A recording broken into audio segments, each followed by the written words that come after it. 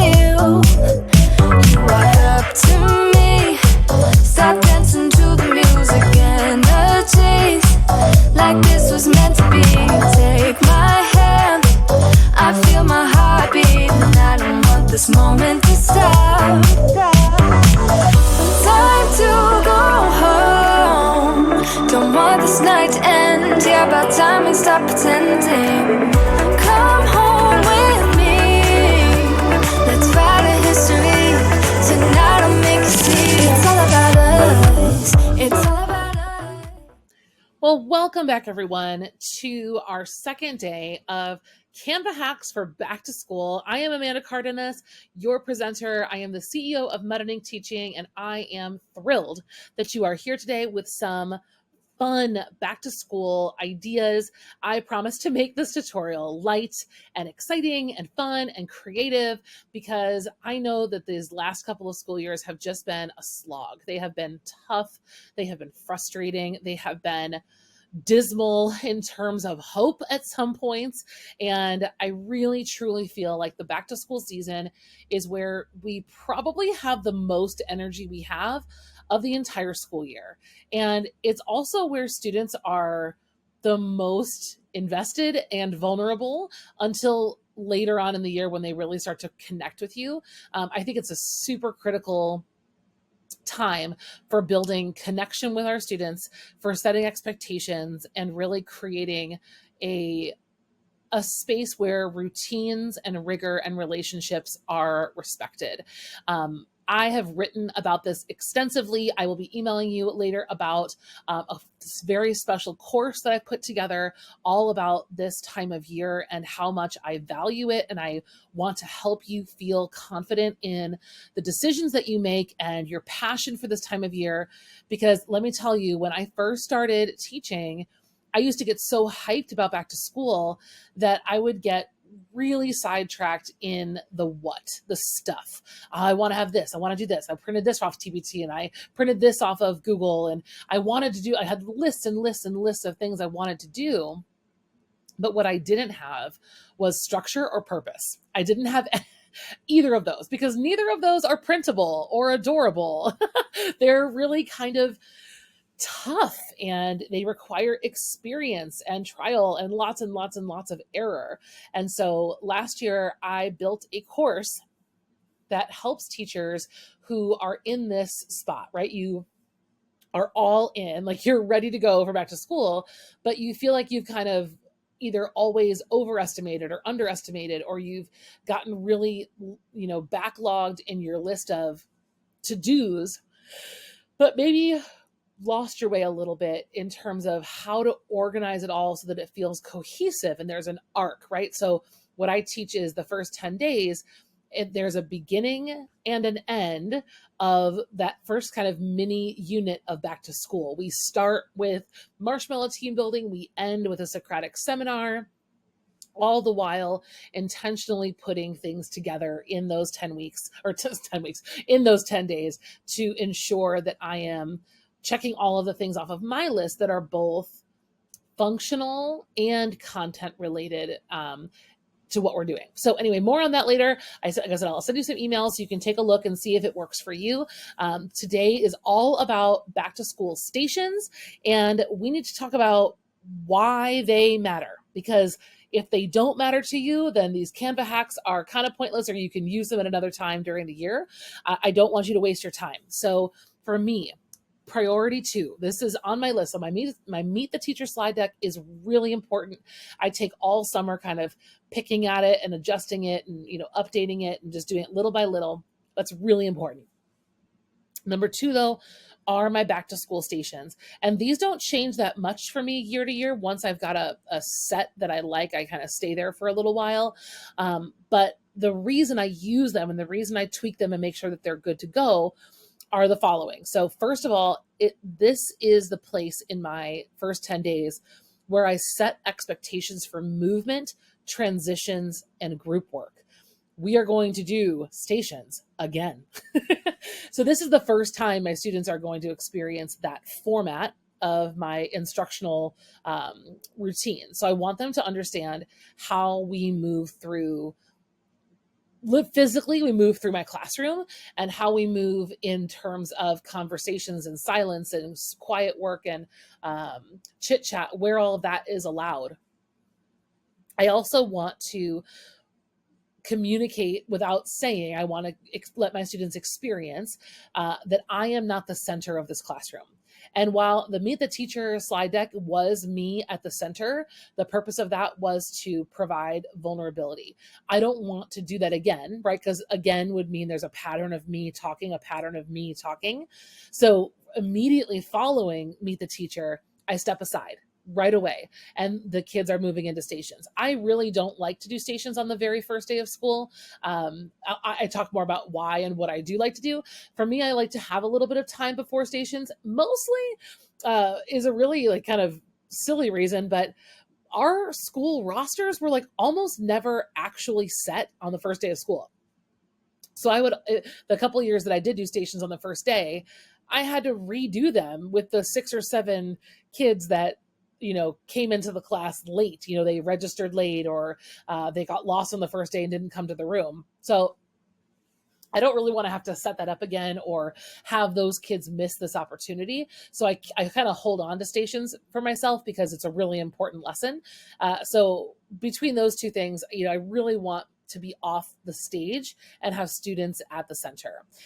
It's also a way to functionally cover my to-do list very quickly, the things I need them to see. I will share my blog post with you in the comments. I have a list of 10 things that I do in my stations, but in those stations, I'm able to cover my syllabus. I'm able to cover my frequently asked questions. I'm able to cover some field trip forms and books that we're going to read this year, and you name it, cell phone policy. Like, I can go through all of those things quickly without having to read it out loud to students.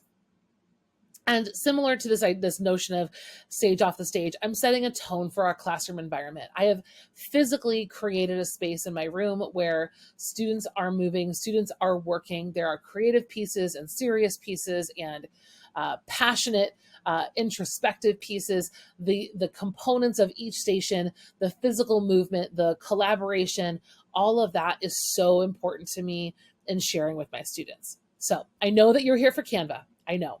And I'm going to do this to you every time, because this being centered on your why, and not in a cheesy way, but in a real way. What is the point of me sitting here playing around with my stations? This is why. This is why it matters. And it's not a waste of your time. Stations matter. Some of these hacks are a little silly, but stations matter. So without further ado, let's talk about our next hack.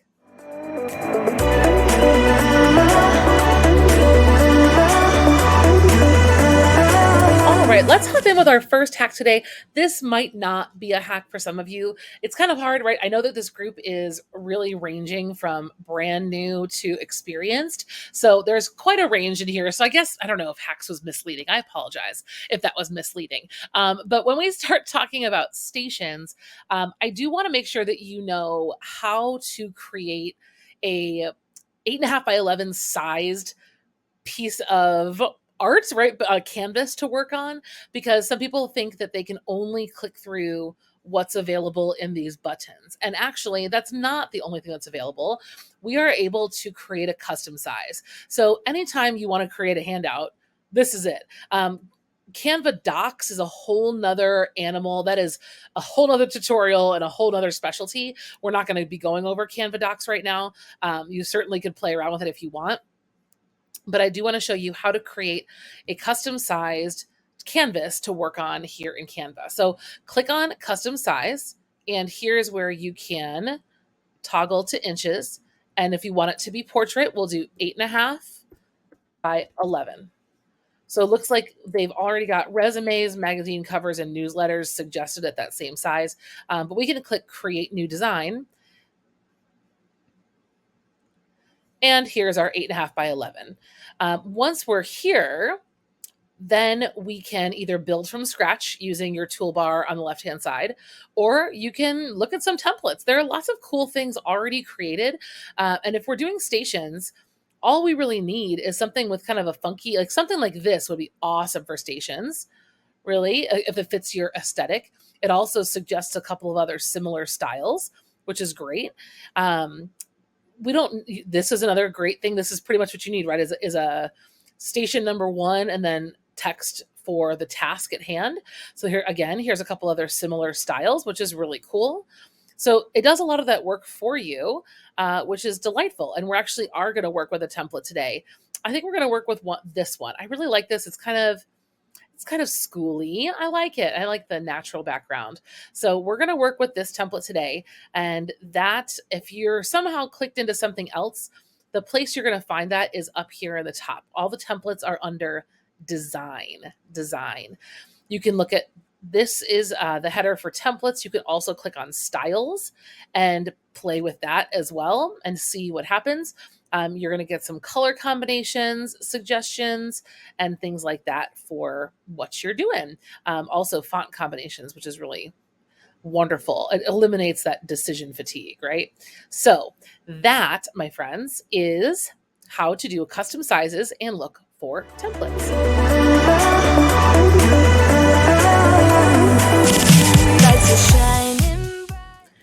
Did you know you can create QR codes right inside of Canva? Oh my gosh, this might not sound groundbreaking to you right now, but if you've ever gone through qrcodemonkey.com or qrcode.com and had to copy and paste and download the JPEG and upload the JPEG and try to remember which QR code went to which thing after all the downloading and uploading, you are going to freak out when you see this. It's so awesome. And for those of you who are like, why would I need QR codes with stations? Well, first of all, I would highly recommend checking out, first and foremost, my blog post on the first 10 days. I also have a very specific blog post, which I will also link, on my back to school stations. I'd say like 6 out of the 10 stations that I do are digital, where I have students scan a QR code to complete the task. The first one that comes to mind is my syllabus. I have my students scan a QR code to see and scroll through my syllabus. And at that station, they not only look at the syllabus, but they leave a question. So they read it and they leave one question that they have about the class based on what they see in the syllabus. And that's it. That we don't do a day where I go through the syllabus. They do it at that station. And because I can use QR codes, it's super simple. The other questions I get a lot about QR codes are around the usability. So as long as students have a Chromebook, they can read QR codes. Chromebooks almost always, in my experience, have had cameras. And as long as the camera is facing out, the Chromebook can read QR codes. Students do not need to use their phones. If that is a policy that you're working on, this might be a great time to teach that policy and expectation. But students do not need to have those in their hands to do that. They can just use their Chromebooks. You can also set up bit links if that's easier. If you don't want to use QR codes, you can just use bit.ly, L-Y, and students can just type in a very small or tiny URL. They can type in a shortened or truncated version of your long URL. But I love QR codes, so I can't deny it, my friends. I love a good QR code. Leave me a thumbs up if you love a QR code and you're a dork like me. Okay, so you guys see the template that I chose. I've labeled, right, station 1. And this station, I am going to share with students this year's big reads, the 3 whole class novels that we're going to read. I'm going to let them preview a trailer for each of them. Isn't that a fun idea for a station? Getting them hyped about books. You can do this for any kind of book situation, right? You can do this for book tasting. You can do this for so many other ways.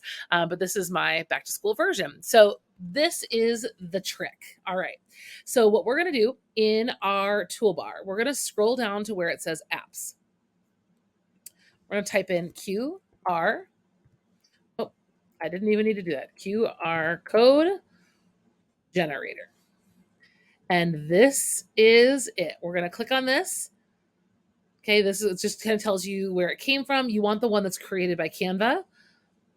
And we're going to click use. It's going to come down here. Now, my screen might be you might not be able to see it. It's all the way at the bottom of this toolbar, all the way at the bottom, and it says QR code. this is what's going to pop up here for us to fill in. So I don't have an actual trailer right now, but let's just do youtube.com. Generate code. Boom, there it is. And then I can drag it, I can resize it, and it's done. I already know what it is.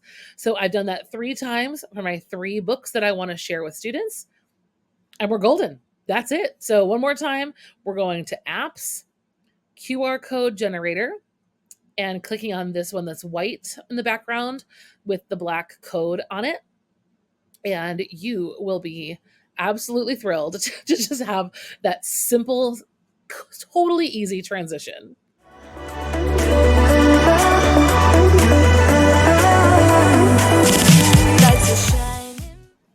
All right, this might be one of the nerdiest hacks that I'm going to share with you in this series, so bear with me. Here's a question. If we're doing the QR code thing, that's cool, but wouldn't it be nice if there was a way of visually indicating the contents of each of these codes? Because right now, students might forget which ones they scanned. They're not really labeled. And I could label this with more text, but that's just like more stuff. So one of the fun hacks about a QR code, and this is not special to Canva, it's kind of universal, is that only 80% of the QR code needs to be showing in order for it to function. So what we can do is we can actually insert, I'm not sure if you can really see my mouse right here, but in the center of this QR code, we can put a little image to help differentiate the 3 codes out. Okay. You guys can type nerd if you're like really feeling that like this is the nerdiest thing you've seen in a long time. I'm going to take that as a huge compliment. So here's what I'm talking about. I'm going to zoom in for us. Okay, so remember, this is our year's big reads. So there's like a clue to each of these big reads. This is a goat. Our little baby goat is right here. This QR code is readable. You know what? I'm going to prove it to you. I'm going to just make sure everyone can see it. If you are not on your phone, take out your phone. Let me get rid of this purple stuff. Okay, get out your phone. I'm going to do it right now too to prove it. I'm going to prove it. Okay, phone unlocked. Open up your camera. Hold it over the screen. And boom, you have a functioning QR code with a little baby goat inside.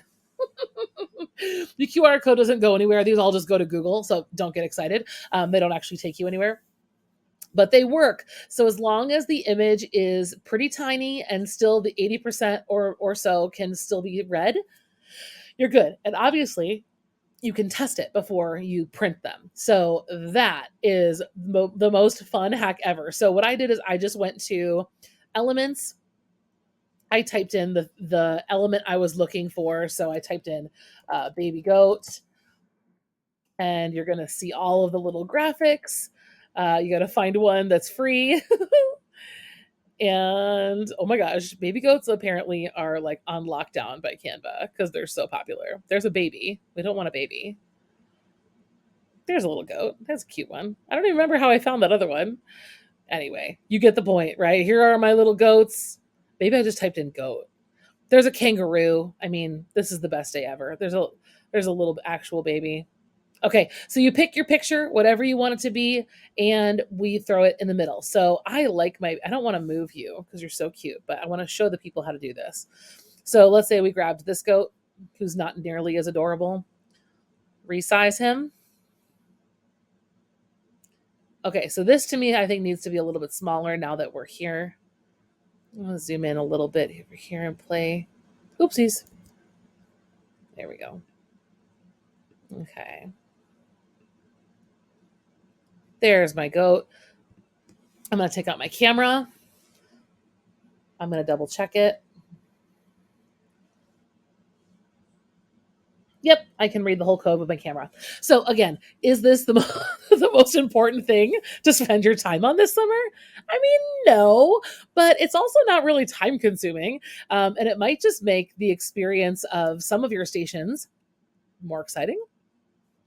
I don't know. Can you guess the books? I mean, I just made these up, but like how intriguing would it be to know like this book is about pizza, this book is about a ghost, and this book is about a goat. I mean, I want to read all three of those books, and I'm super excited.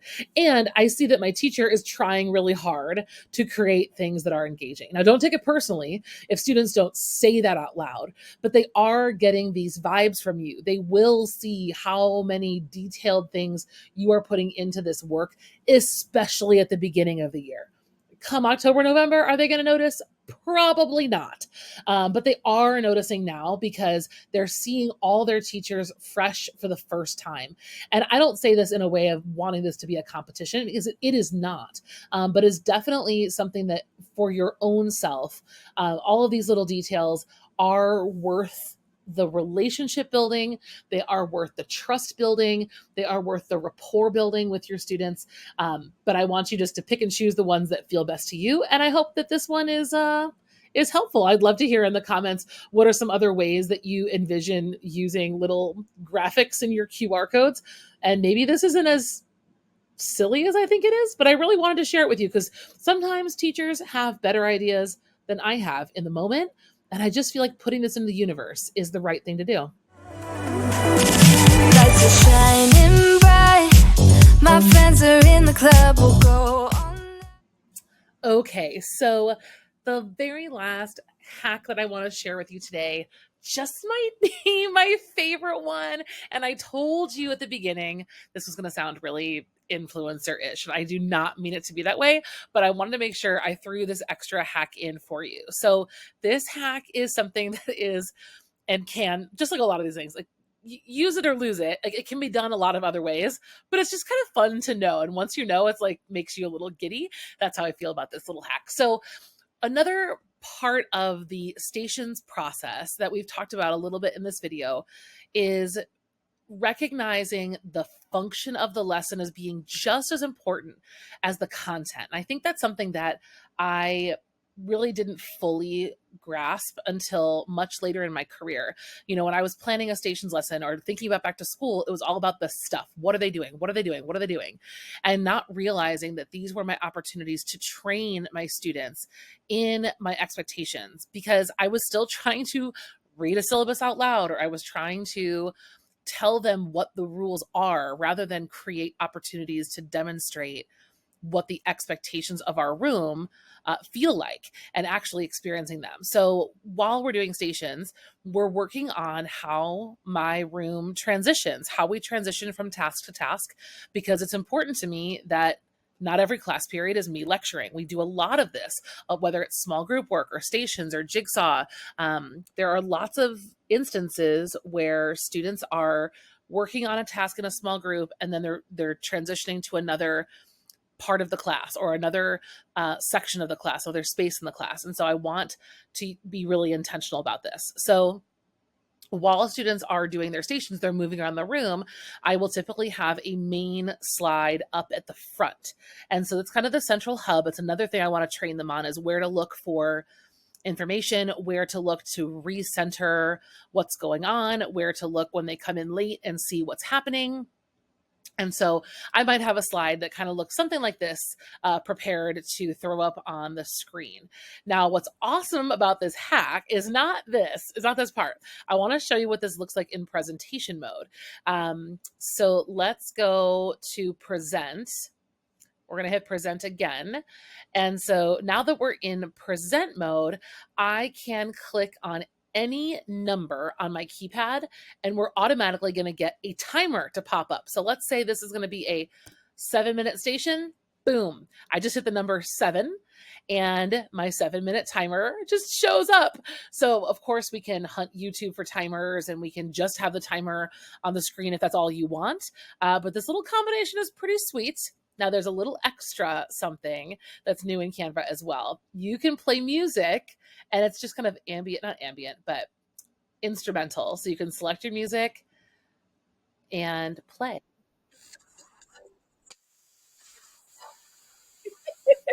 While the kids are working. Let's see, there's also upbeat, some funky little tunes here, friends. Look at this. How adorable is this? Dramatic. This is almost 100% me. Yeah, dramatic is probably what I'd use. And focus. So nice. So there's the timer. That's a really great and awesome little hack. Okay. Oh, I wanted to show you a couple. There's a couple more. Sorry. I don't know why I got all ahead of myself.